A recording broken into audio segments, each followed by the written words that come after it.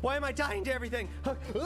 When I make a build, one thing that I always have to be careful of is how to use all of my gem sockets. I feel like a big mistake a lot of new players make is that when they make a build, they don't use all the gem sockets, and I'm kind of confused why. Path of Exile has a lot of really cool things you can put into your build, and people just don't use them, probably from lack of knowledge. So I'm going to show you some cool ones here. This is not an exhaustive list of all of the possible 4-link gem sockets you can put into a build, but maybe this will inspire some cool ideas and maybe adapt.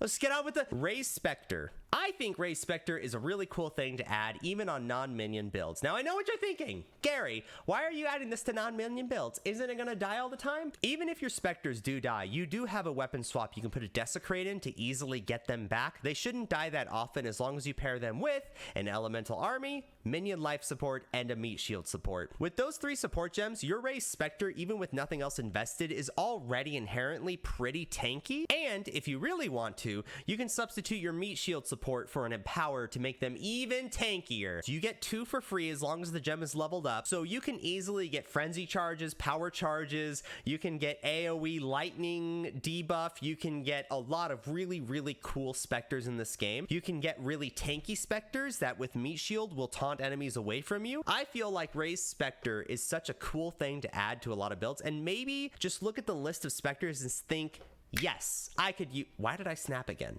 Next! Let's say you're a bow character who wants to have easy Frenzy and Power Charge generation against bosses. Frenzy.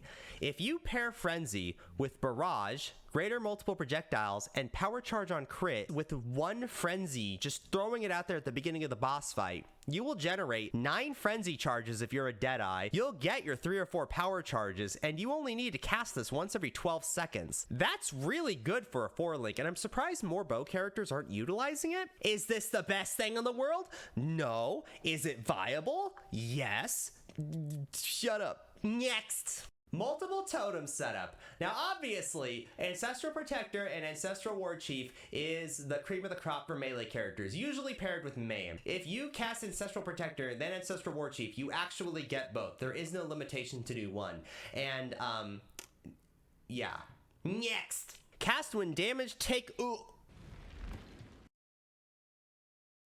Cast when damage taken has a lot of really cool setups you can do. Everybody knows about stuff like Immortal Call, but what if you did something like Stone Golem? Stone Golem is really nice to have on a cast when damage taken, because if you're just using this for the life regen, you don't need to invest in minion nodes. You don't need to do anything. You just attach this to cast when damage taken and you get the health regen when you need it. When you take damage. An easy thing to add would be something like Culling Strike. This is an easy source of culling you can have on the build. Most people would attach it to their movement skill, but if you have the gem link, you might as well use it. It's an easy attachment. I think that's a pretty decent 4-link. Next. But Gary, what if I'm a bow build? How can I effectively use a cast when damage taken? Well, the loser's way out is just attaching it to Blood Rage, which is what a lot of people do. However, there are cooler things you can do with it. If you are a Deadeye and you just get natural projectiles, if you use a Dying Sun, you can use spells like Ball Lightning to get a lot of coverage you otherwise wouldn't. What could you attach Ball Lightning to? Well, you could do the curse setup like we did before, or you could do life gain on hit. Oh no, that doesn't work. Hold on.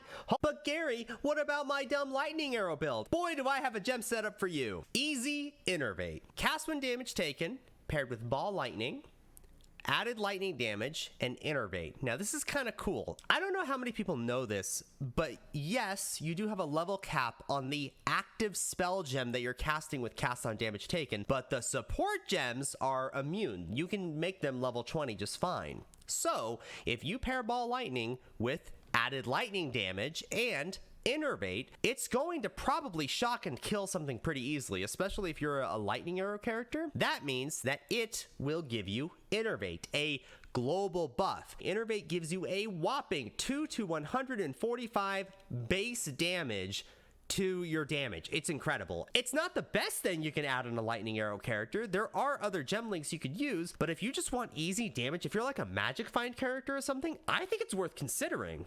Or you could be like Mathil and not have a gem link at all.